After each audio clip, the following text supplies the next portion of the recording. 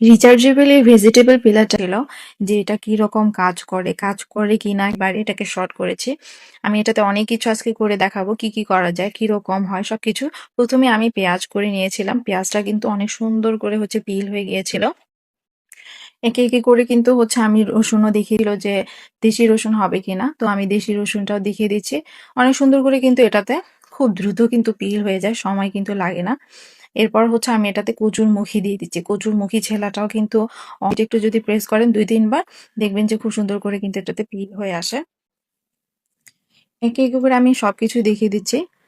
Just দেখেন যে কত নিলে আপনাদের অনেক কাজ সহজ হয়ে যাবে। দেখেন দেশি আলুগুলো কিন্তু সুন্দর করে পিল হয়ে যাচ্ছে। বেশি না, 2-3 বার প্রেস করলেই কিন্তু একদম নিট অ্যান্ড ক্লিন। আর সব খসাগুলো কিন্তু আপনার নিচে গিয়ে জমা হচ্ছে। ঠিক আছে? দেখেন একদম কিন্তু ক্লিন হয়ে গেছে। আর এটা রিচার্জেবল, বেশি ইউজ করা যায়। এটা আসলে অনেক ইউজফুল। তো হাতের কাছে থাকলে এটা খুব সহজে কিন্তু যে কোনো সময় ইউজ করা যায়। আমি এটাতে বড় আলু করে দেখিয়ে দিচ্ছি, বড় আলুগুলোও কিন্তু সুন্দর করে পিল হয়ে যাচ্ছে। তো আজকে আদাটাও করে ফেললাম খুব সুন্দর করে, কিন্তু বাকিগুলোর মতো কিন্তু এটাতে আদাটাও পিল হয়ে গেছে একদম কিন্তু